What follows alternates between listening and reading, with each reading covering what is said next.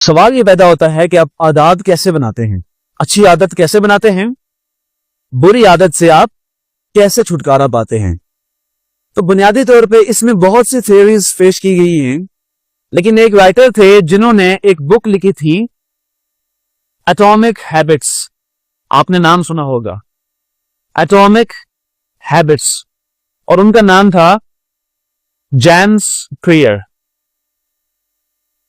James clear उन्होंने सबसे पहला जो, थोड़ा बेटा आगे आ जाए ताकि बोर्ड को आप फोकस कर सकें, ठीक है, इसको आपने फोकस करना है।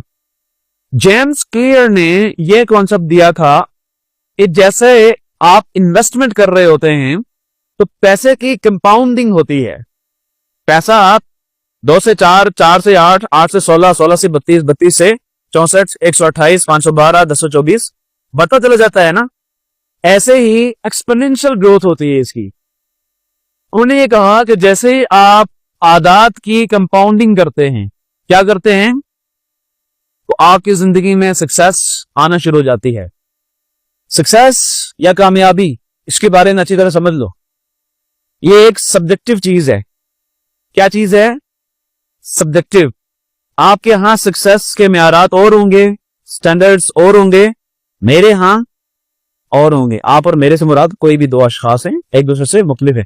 बाज लोगों के नजदीक सेहत उनकी ठीक है, सुकून भी लाइफ में है, लेकिन पैसा नहीं है, उनके नजदीक वो सक्सेस है। बाज के नजदीक पैसा लाइफ में है, सुकून नहीं है, तो उनके नजदीक असल चीज क्या है? सुकून है। अगर वो हासिल हो जाए तो सक्सेस हासिल हो जाती है। इसलिए ये यूं नहीं है कि मैं आपसे कहूंगा कि बेटा ये चीजें आपके पास होंगी तो आप कामयाब होंगे। हाँ, वो आफाकी लेवल की जो चीजें हैं, जो ऑब्जेक्टिव है, मैं आपको बता सकता हूं, मिसाल के तौर पर सारी गिनवा सकता हूं कि नंबर 1, बहुत ही अगर आप इसको इजमाल में बयान करें ब्रीफली, तो मेरे नजदीक कामयाब शख्स वही है कि जो दुनिया में भी कामयाब हो और आखिरत में भी कामयाब हो। अब लोग क्या करते हैं, हमारे यहाँ जो मोटिवेशनल स्पीकर्स होते हैं, जो राइटर्स होते हैं, उनका सारा का सारा जो फोकस होता है वो दुनिया ही में महदूद होकर रह जाता है। ये एज ह्यूमन बींग्स तो ठीक है, but as Muslims, as believers, मोमिनीन होने के नाते हमारा ये कॉन्सेप्ट नहीं हो सकता। भाई 60-70 मैक्सिमम 100-120 साल की जिंदगी के लिए इन्फिनिट उम्र जो आपकी है, इंफिनिटी है, आप जिसमें इमोर्टल हो जाते हैं, ना खत्म होने वाली जिंदगी, भाई उसके बारे में आपने क्या सोच रखा है? सो मैं अगर आपको बताऊं तो फिंगर टिप्स बता सकता हूं कि भाई आपके अगर फिजिकल डोमेन ठीक है, क्रूजिंग में दरिया को बंद करना, आपकी साइकोलॉजिकल डोमेन ठीक है, आपकी स्पिरिचुअल डोमेन ठीक है, आपकी मेंटल डोमेन ठीक है, ये 4 चीजें हैं, तो आप कामयाब हैं इंशाल्लाह। इन्हीं को आप इस्तेमाल में लाते हुए पैसा भी बनाते हैं, आपकी जिंदगी में सुकून भी इंशाल्लाह आता है, आपकी सेहत भी अच्छी रहती है, आपका खल्के खुदा से भी और खालिक से भी रिलेशन जबरदस्त रहता है, अच्छा रहता है, मुस्तहकम रहता है। फिर भी बाज़ लोगों के नजदीक जो शॉर्ट टर्म अहदाफ होते हैं, टारगेट्स होते हैं, उनके होते हैं कि भाई हमने पैसा हासिल करना है, ठीक है, उसके लिए बाज़ लोग नेगेटिव चले जाते हैं, बाज़ पॉजिटिव। तो कंपाउंडिंग का मतलब यह है कि आप अच्छी आदत इकट्ठी करते चले जाते हैं। एक आदत दूसरी को बना रही होती है और दूसरी आपसे आप तीसरी को बना रही होती है। मैं इसकी आपको एक मिसाल दूंगा कि अगर आपको अच्छी सोहबत हासिल हो जाए, अच्छा क्लास फेलो आपको हासिल हो जाए, आपकी जिंदगी में एक अच्छा दोस्त आ जाए जिसकी सारी की सारी आदत अच्छी हैं और आपको उससे उन्स भी है, आपको उससे मोहब्बत भी है, तो आपकी जिंदगी में आपसे आप कंपाउंडिंग होना शुरू हो जाती है अच्छी कंपनी से। अच्छा, उसके बाद उन्होंने क्या बताया कि आप अपनी आदत को इंटरेस्टिंग बनाएं, यानी जो काम भी लाइफ में करते हैं उसको आप क्या बना दें, इंटरेस्टिंग बना दें। मैं आपको अक्सर कहा करता हूं ना, घर में जब होते हैं तो कोई प्रॉपर डिकोरम उसका नहीं होता, कोई हार्ड एंड फास्ट रूल नहीं होते। आप घर में घर वालों के साथ बैठे, डाइनिंग टेबल पे बैठे, अंगीठी के सामने बैठ जाएं, हीटर के सामने बैठ जाएं, रजाई खोल के उसमें बैठ जाएं, कंबल लेके बैठ जाएं, आराम से तसल्ली से साथ में कुछ खाने पीने के लिए रख लें। लर्निंग स्टाइल हर बंदे के डिफरेंट होते हैं, बाज लोग बैठ के पढ़ते हैं, बाज लोग चलते हुए पढ़ते हैं। मैं बचपन से मेरी आदत है मैं बुक उठा के यूं घूमते घूमते पढ़ लिया करता था, और रात के वक्त में ज्यादा पढ़ता था। ये अपने अपने लर्निंग स्टाइल्स होते हैं। बाज लोग सुन के ज्यादा अच्छा पढ़ते हैं, बाज लोग जब तक किसी चीज को, किसी कॉन्सेप्ट को दूसरे से डिस्कस न कर लें उनको समझ नहीं आती, इसलिए कि वो एक्सट्रोवर्ट होते हैं। इंट्रोवर्ट लोगों का थोड़ा मामला डिफरेंट होता है। अच्छा, बाज लोग एम्बीवर्ट होते हैं, जैसे मैं हूं। मैं इंट्रोवर्ट भी हूं, मैं एक्सट्रोवर्ट भी हूं। मैं अपने घर में भी आराम से, तसल्ली से, कोई शख्स भी ना हो तो पढ़ लेता हूं, और अगर महफिल में डिस्कशन करनी हो तो सबसे आगे नहीं होता। बात करने के बुनियादी और मकसद ये है कि आप अपनी शख्सियत के मुताबिक अपनी आदत बनाते चले जाते हैं। अगर आप पढ़ाई नहीं कर पा रहे, घर में जाके आपको पढ़ते हुए मुसीबत लाहिक होती है, सर दर्द होता है आपको, आप इसको सर दर्द समझ रहे होते हैं, तो इस पढ़ाई के मशगले को या इस पढ़ाई की सारे काम को आप कैसे इंटरेस्टिंग बना सकते हैं? आप क्या करें जी? क्योंकि ये एक ऐसी हैबिट है जो आपको अच्छी नहीं लगती है, अटल है, ये बात हकीकत है। आपसे बड़ा जिन लोगों को अच्छी नहीं लगती, तो आप क्या करें? आप स्टैकिंग करें। क्या मतलब है इसका? आप अच्छी आदत के साथ, एक और चीज होती है कि अच्छी आदत के साथ आप जीना सीखें।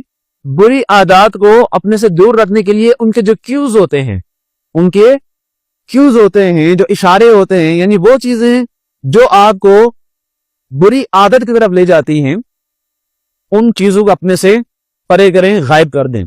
अब मिसाल के तौर पर क्रिकेट खेलना अच्छी आदत है ना, लेकिन पढ़ाई के टाइम पे क्रिकेट खेलना बुरी आदत है या नहीं है? जब पढ़ाई का टाइम हो तो बैट और बॉल सामने से दूर कर दें। जैसे ही आप उसको देखेंगे, एकदम सिग्नल मिलेगा माइंड ने आपको कि चलें जी, बैट उठाते हैं, खेलने के लिए चलते हैं। इस तरह क्या होगा कि आपका वो वक्त जो असल में पढ़ाई को लगना होता है, वो ग्राउंड में लगेगा। समझ आ रही है? ऐसे ही अगर आपको आदत है मोबाइल यूज करने की, तो मोबाइल अपने पास से हटा दें, वो डिस्ट्रैक्ट करेगा आपको डिस्ट्रैक्ट करेगा और आपको पढ़ने नहीं देगा, आपको अपना फ्यूचर नहीं बनाने देगा। जब आप ये दो काम करते हैं, कंपाउंडिंग करते हैं, आदत को इंटरेस्टिंग बनाते हैं, बुरी आदत को छोड़ने के लिए उनके जो क्यूज होते हैं, उनके जो सिंबल्स होते हैं, उनको अपने से दूर कर देते हैं, तो आप यूनिडायरेक्शनल हो जाते हैं। क्या हो जाते हैं? यूनिडायरेक्शनल हो जाते हैं। आदत बनाने के लिए एक और बुरी आदत छोड़ने के लिए एक और उन्होंने इसमें ट्रिक बताई कि आप ये ना कहें कि मैं पढ़ाई के वक्त नहीं खेलूंगा, बल्कि आप ये कहें कि जो लोग पढ़ाई के वक्त खेलते हैं वो जिंदगी में नाकाम हो जाते हैं। रीफ्रेज कर दें सारे मामले को, सारे मसले को रीफ्रेज कर दें। असल में ये सारा मामला बेटा साइकी से रिलेटेड होता है। जैसे ही आपके दिल में एक बात पड़ती है, आप खुद अपने आप को पॉजिटिव एफर्मेशन देते हैं, उसका आपकी पूरी लाइफ के ऊपर एक मस्बत असर होता है। साइकी, नफ्सियात, ये वही डोमेन है जिसके बारे में मैं आपको बताया करता हूं कि साइकोलॉजिकल डोमेन, एक होती है मेंटल डोमेन, एक होती है साइकोलॉजिकल डोमेन। होती ये आपके माइंड के अंदर ही है, लेकिन मैं इनको बाइफरकेट करता हूं। मेंटल डोमेन का मतलब ये है कि आपको कितना नॉलेज, आप कितने इंटेलिजेंट है। बट इमोशनल या साइकोलॉजिकल डोमेन का मतलब ये नहीं होता। उसका मतलब ये होता है कि आपकी नफ्सियात के अंदर कौन कौन से एहसासात या जज्बात अपने बारे में या लोगों के बारे में पाए जाते हैं। और साइकी दुनिया की वह चीज है, आपकी नफ्सियात दुनिया की वह चीज है कि अगर आपने उसके ऊपर काम नहीं किया हुआ, अब जितने भी जान जुस्से वाले हैं, अब जितने मालदार हैं, अब जितने नमाज रोजा करने वाले हैं, परहेजगार हैं, और अब जितने भी जमाने के ज़हीन और फतीन इंसान हैं, अगर आपने अपनी नफ्सियात के ऊपर काबू पाना नहीं सीखा, अगर आपने उसके ऊपर काम नहीं किया, बहुत चांसेस हैं, बहुत ज्यादा चांसेस हैं, खुदा न खास्ता अल्लाह ना करे, कि आप जिंदगी में नाकाम तरीन इंसान होंगे। मिसाल देता हूं मैं आपको। एक शख्स बहुत जुस्से वाला इंसान है, बहुत ताकतवर इंसान है, बहुत पढ़ा लिखा इंसान है, वही शख्स जो ताकत वाला भी है, पढ़ा लिखा भी है और बहुत आला डिग्री होल्डर है और मालदार भी है और नमाज रोजा भी करता है, लेकिन उसे अपने गुस्से के ऊपर काबू नहीं है। ऐन मुमकिन है वही पढ़ा लिखा शख्स, वही जान जुस्से वाला शख्स, वही रात को तहज्जुद और मुसल्ले पर रातें गुजारने वाला शख्स जरा सी बात पर किसी को कत्ल कर डाले, खुदा न खास्ता, अल्लाह ना करे। तो एक इंसान का कत्ल पूरी इंसानियत का कत्ल है ना। अब शिर्क के बाद सबसे बड़ा गुनाह क्या है? शिर्क के बाद कत्ल, नाहक कत्ल, नाहक। ऐसे तो कत्ल जिहाद में भी आप कर रहे होते हैं, बट वो हक पर होता है, नाहक कत्ल। आप किसी को बेवजह कानून को अपने हाथ में लेते हुए कत्ल कर डालते हैं, तो वो शिर्क के बाद सबसे बड़ा कत्ल है। कातिल जब आप सल्लल्लाहु अलैहि वसल्लम के सामने आया तो आपने 3 मरतबा उससे मुंह फेर लिया था।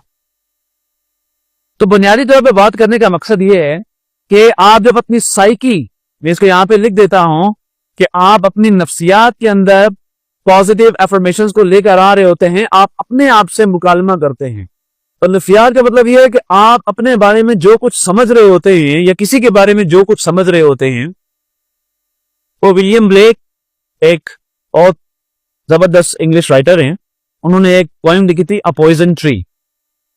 नफरत अपने दिल में पालता रहता है तो एक वक्त ऐसा आता है कि इसका रिलेशन भी तबाह हो जाता है और ये जान से भी जा सकते हैं दोनों।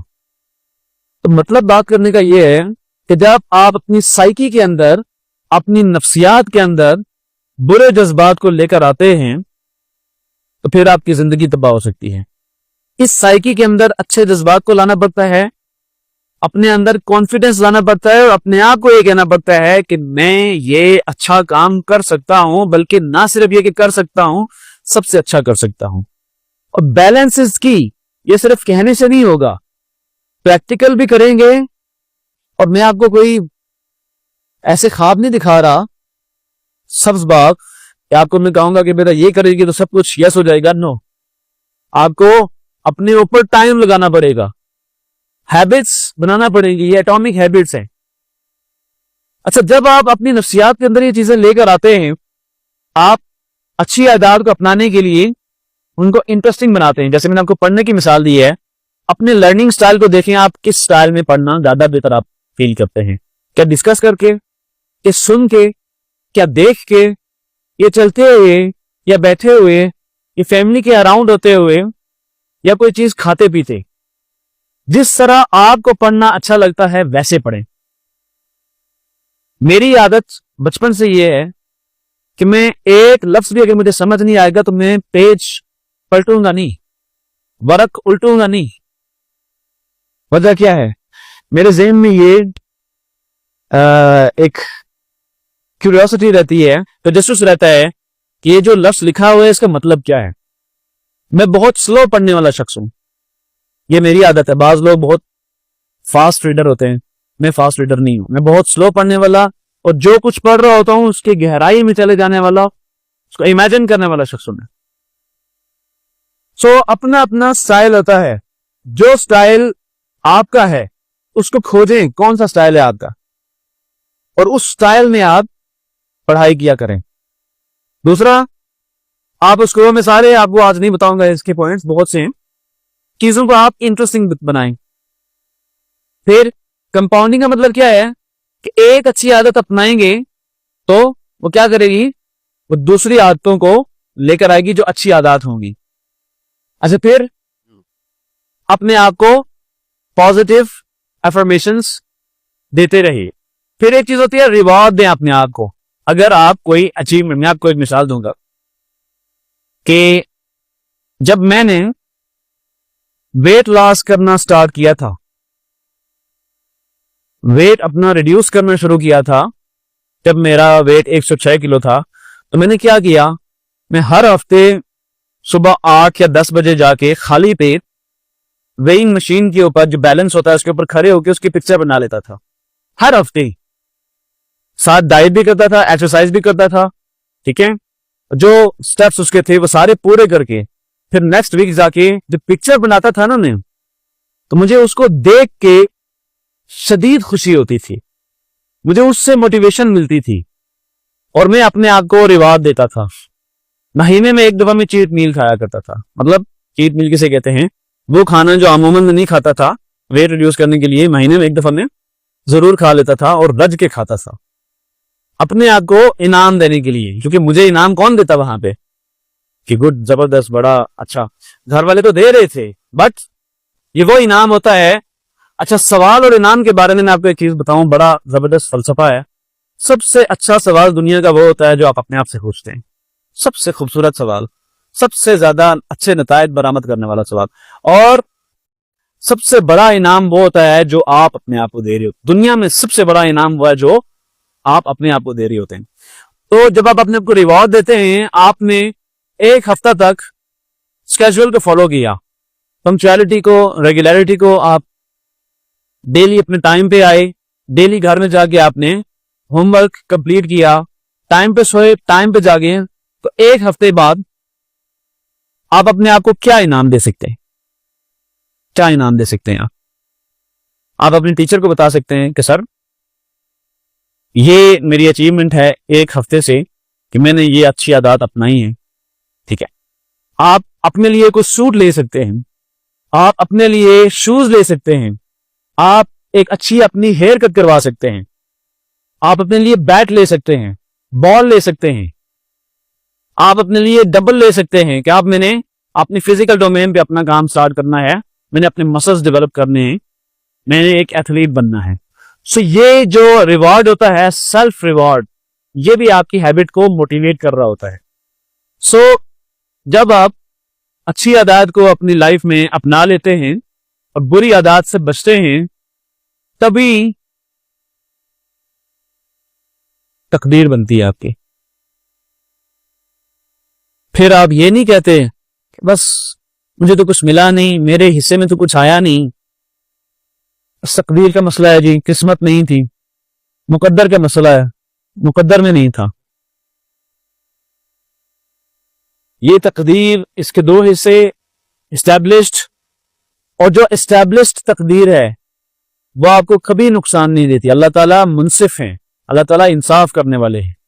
कहाँ पैदा होंगे, कहाँ से उठेंगे, दुनिया से जाएंगे, क्या कद काट होगा, कितनी उम्र होगी, वालिदैन कौन होंगे, बहन भाई कौन होंगे, किस माशरे में पैदा होंगे, यूरोप में पैदा होंगे, एशिया में पैदा होंगे, पाकिस्तान में, इंडिया में, बांग्लादेश में, ये सब कुछ एस्टैब्लिश्ड है। ये आपको कभी नुकसान नहीं देता। जिस माशरे में अल्लाह ताला आपको पैदा करता है, बुनियादी तौर पे उस माशरे को फायदा पहुंचाने के लिए पैदा करता है। हमारे यहाँ लोग सोच रहे थे ना कि ये कंपनी मुझे क्या दे सकती है, ये जॉब मुझे क्या दे सकती है। हालांकि असल चीज क्या होती है कि आप मुआशरे को क्या दे सकते हैं। अगर आप कुछ मुआशरे को दे रहे हैं तो मुआशरा आपको 10 गुना ज्यादा देगा। लेकिन आप ये सोच रहे हैं कि ये मुआशरा मुझे क्या देगा, ये इदारा मुझे क्या देगा, ये कंपनी मुझे क्या देगी, तो वो जो सोच रहे हैं उसके भी आधा आपको मिलेगा, वो भी तब जब आप फुल मेहनत करेंगे। अनएस्टैब्लिश्ड तकदीर हुआ है कि जिसमें आप स्ट्राइव करते हैं और अल्लाह सुब्हानहू व तआला से दुआ करते रहते हैं। इन दो चीजों के मिलाप को तवक्कुल अल्लाह कहते हैं। तवक्कुल किसे कहते हैं? इन दो चीजों के मिल जाने को। स्ट्राइव करेंगे आप, जिद्दोजहद करेंगे और साथ दुआ करते जाएंगे, या अल्लाह। दुआ क्यों करेंगे भाई? आप सोच रहे होंगे कि मैं मेहनत भी कर रहा हूं तो दुआ फिर क्यों करूं? दुनिया में जो कुछ इस वक्त हो रहा है, मेरा आपके सामने खड़े होना, आपका मेरी बात को सुनना, ये दुनिया के अंदर millions of billions of quadrillions of sextillions of zillions of chances मिले हैं, आपस में सिंक्रोनाइज हुए, मुमकिन हुए, तब हम एक दूसरे के सामने मौजूद हैं।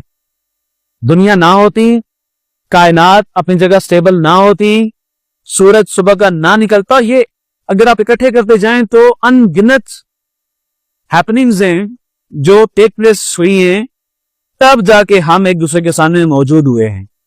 इनमें से एक चीज भी अल्लाह ना होने देता तो नहीं हो सकता था। सो तमाम कोशिश, तमाम जिद्दोजहद के बावजूद अगर अल्लाह ताला किसी काम को ना होने दे, आपकी जिद्दोजहद राय कहां गई है? समझ आ रही है? तो बुनियादी तौर पे दुआ क्या है ये एक मेटाफिजिकल फिनोमिनन है।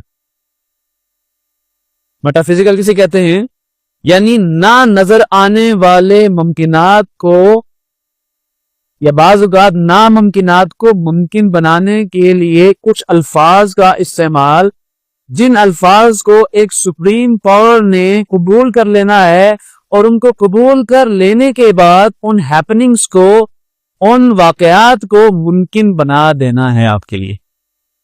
ये है दुआ का फलसफा कि आपने मेहनत की, पूरा साल आप A+ ग्रेड लेने के लिए पुरइत्मीनान है कि A+ ग्रेड मेरा आएगा, फिर भी आप क्या दुआ करते हैं, या अल्लाह मुझे पेपर में पास कर। वजह क्या है? खुदा न खासा पेपर देखे आप जा रहे हैं और आप एग्जामिनेशन हॉल में खुदा न खासा किसी वजह से ना पहुंच पाए, तो क्या हुआ? वो जो वाकया था उसको नामुमकिन बना दिया गया। या तो वो एस्टैब्लिश्ड था या अनएस्टैब्लिश्ड था, आपने उसके लिए दुआ नहीं की, या फिर वो एक बड़ी स्कीम को सामने रख के था। ये अल्लाह ताला की जो स्कीम है, दुआ के अंदर एक और चीज को समझ लें, इसको कहते हैं बेटा जी डिवाइन स्कीम।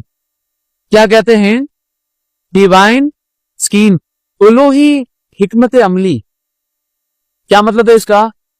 कि एक ही गांव के अंदर दो लोग हैं, एक किसान है जो अभी अभी फसल बो के आया है और वो दुआ कर रहा है कि या अल्लाह बारिश दे दे, फसल अच्छी हो जाए।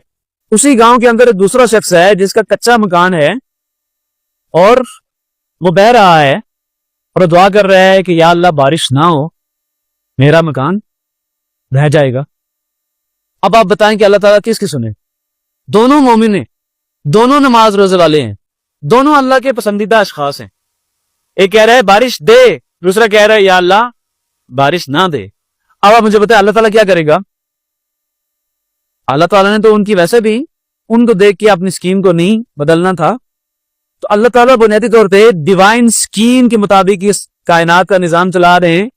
अगर हमारे डोमेन में हम समझना चाहें तो ये कह सकते हैं, ये बात पूरी नहीं होगी उस उलूही स्कीम को समझने के लिए, लेकिन हम जितना हमारे पास नॉलेज है उसके अकॉर्डिंग अपने आप को तसल्ली देने के लिए एक इल्मी बात कर सकते हैं कि है मुमकिन है कि अल्लाह ताला मजमूई हिकमत अमली को, पूरी दुनिया की हिकमत अमली को सामने रखते हुए कोई मामला करें। ऐन मुमकिन है बारिश हो ही ना,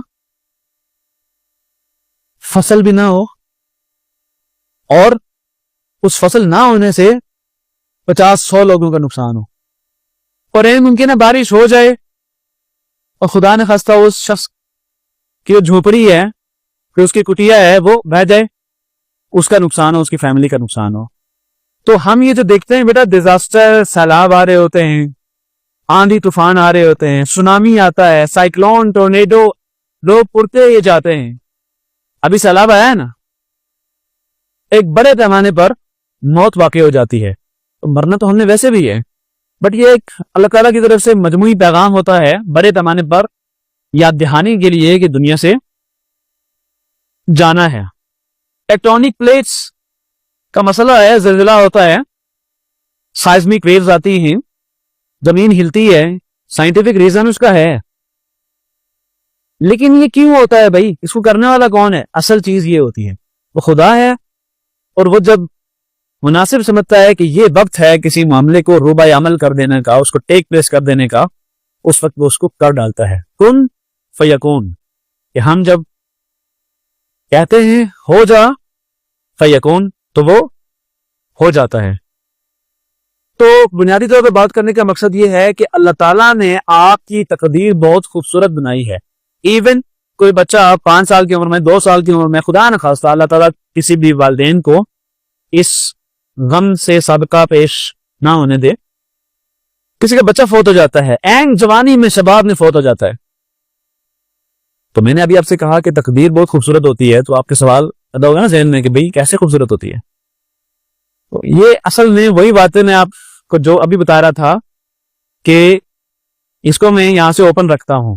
ये दुनिया है, वर्ल्ड, हम इसको सामने रख के सारे को सारे मामलात कर रहे होते हैं, और ये इसको मैंने यहाँ पे ओपन छोड़ दिया है। क्यों छोड़ दिया है? इंफिनिटी है, ला महदूद, ला मुतना ही सिलसिला है, जिंदगी कभी खत्म ना होने वाली है। और वो कौन सी जिंदगी है? आकिबत की आखिरत की जिंदगी है, ये आखिरत की जिंदगी है। वो जो शबाब में, एन जवानी में, बचपन में माँ बाप से बच्चा बिछड़ जाता है, तो वो इस दुनिया के लिए उनका एक बहुत बड़ा ज़ादिरा बन जाता है, बहुत बड़ा सामान बन जाता है। तो बुनियादी तौर पे अगर इस तरह की भी खुदा न खास्ता किसी के साथ हैपनिंग हो, तो आप अपने आप को ये मैसेज दे सकते हैं कि ये मेरी बेहतरी के लिए है। वो कहते हैं ना कि जो होता है अच्छे के लिए होता है। बुनियादी तौर पे जो होता है वो अच्छे शख्स के लिए होता है। जो अच्छा होता है वो अच्छे शख्स के लिए होता है, जो बुरा होता है वो बुरे शख्स के लिए होता है। तो आप अपनी जिंदगी में स्ट्राइव करेंगे, मेहनत करेंगे और साथ अल्लाह ताला से दुआ करेंगे, तब आपकी जिंदगी में सुकून भी आएगा, खुशी भी मिलेगी, आपको पैसा भी आएगा, सेहत भी बनेगी आपकी, और आपके पास इल्म भी होगा, आपकी साइकी भी स्ट्रांग होगी। आसाब की जंग आप आसानी से जीत सकते हैं। जिन लोगों की साइकी, जिन लोगों की नफ्सियात स्ट्रांग होती है, वो आसाब की जंग आसानी से जीत सकते हैं। दुनिया में अगर आप जंगों की तारीख उठा के देखें, तो मेरे नजदीक दुनिया की सबसे खतरनाक और मुश्किल तरीन जंग वो होती है जो इंसान अपने आप से करता है, जो इंसान अपने आप से करता है। और इस बात को एस्टैब्लिश करने के लिए, कंसोलिडेट करने के लिए मैं रिसालत नाब सल्लल्लाहु अलैहि वसल्लम की एक हदीस बयान करूंगा कि जब जिहाद के मैदान से लौट रहे थे तो सहाबा से कहा कि अब तुम जिहाद असगर करके जिहाद अकबर में दाखिल हो रहे हो। बड़ा जिहाद। क्या जिहाद है वो? अपने नफ्स के खिलाफ, अपने जज्बात के खिलाफ, अपने न्यूरोट्रांसमीटर्स के खिलाफ, अपने हार्मोन्स के खिलाफ, अपनी बॉडी के खिलाफ। गुस्सा आ रहा है, दिल कर रहा है कि चीजें उठा के पटक दूं, तो क्या फरमाया कि पहलवान वो नहीं है कि जो किसी मैदान में दुश्मन को चित कर दे, बल्कि पहलवान कौन है कि जो अपने गुस्से को पी जाए। भाई ये बड़ा मुश्किल होता है अपने जज्बात के ऊपर काबू रखना। तो इसलिए आपसे यही रिक्वेस्ट है, अभी आपने जिंदगी में बहुत कुछ इंशाल्लाह देखना है। दुआ है, मेरी आपके लिए दुआ है कि अल्लाह ताला आप सबको कामयाब फरमाए। आप सोच रहे होंगे कि इससे ऊपर भी कुछ है, ये आपने खुद करना है बेटा। मेरे हिस्से का दिया मैंने जलाना है। वो जो जलता हुआ दिया है उसके अंदर बैठ के, उसकी रोशनी में बैठ के पढ़ना आपने खुद है, सफर आपने खुद करना है, मेहनत आपने खुद करनी है। और पढ़ाई लिखाई का मतलब ये नहीं है कि आप किरमी के किताबी बन जाएं, किताबी कीड़ा बन जाएं। आप अपनी इन 4 डोमेन्स के ऊपर काम करेंगे तो इंशाल्लाह आपकी जिंदगी में सक्सेस जो सब्जेक्टिव है, जिसको आप सक्सेस कहते हैं और जिसको आलमगीरी तौर पे भी सक्सेस कहा जाता है, दौलत, रुपया, पैसा, माल, धन, अच्छी सेहत, खुशी, आपकी डिग्रीज, इल्म, आपकी नफ्सियात और आपका दुनिया में भी कामयाब हो जाना। हम क्या दुआ करते हैं? रब्बना आतिना फिद दुनिया हसनतम व फिल आखिरति हसनतम व क़िना अज़ाबन्नार। क्या अल्लाह हमें दुनिया में भी भलाई अता फरमा, आखिरत में भी भलाई अता फरमा और हमें अजाब से, आग के अजाब से बचा ले। तो यही कामयाबी है। अगर आप दुनिया में भी कामयाब हो गए, आखिरत में भी कामयाब हो गए, आग के अजाब से बच गए, आप कामयाब हैं। वल अस्र इन्नल इंसान लफी खुस्र इल्लज़ीना आमनू व अमिलुस सालिहात व तवासौ बिल हक़ व तवासौ बिस सब्र। के सारी की सारी इंसानियत खसारे में है, इल्ला ये सिवाय उन लोगों की जो ईमान लाए, जिन्होंने अमाल साले किए, जिन्होंने हक पर डटे रहे, उसी की वसीयत की, और वतवासो बिसब्र, और जो सब्र पर डटे रहे। और सब्र के बारे में मैं आपको बताया करता हूं कि सब्र उर्दू वाला सब्र नहीं, अरबी वाला सब्र। उर्दू वाला सब्र क्या है? मजलूम बन जाना, लेट जाना, ये सब्र नहीं होता। कुचले जाना जानबूझ के, इसको सब्र कहा जाता है हमारे यहाँ, ये सब्र नहीं है। अरबी वाला सब्र क्या है? कुरान वाला, कि अगर अपनी जिद्दोजहद के दौरान कुचले भी जाओ तो फिर भी चलते रहो, कोशिश करते रहो, इसको सब्र कहा जाता है। सो ईमान लाएं, फिर उसके बाद आमाले साले करें, और फिर उसके बाद हक पर डटे रहें, उसी की वसीयत करें, और फिर हक पर चलने का जो रास्ता है बड़ा कठिन है, उसमें मसाइल आएंगे, मुश्किलात आएंगी, और उसमें जो प्रॉब्लम्स आपके लिए आएंगे, हार्डशिप्स आएंगे, उन पर फिर सब्र करना है, लेकिन अपना रास्ता नहीं छोड़ना।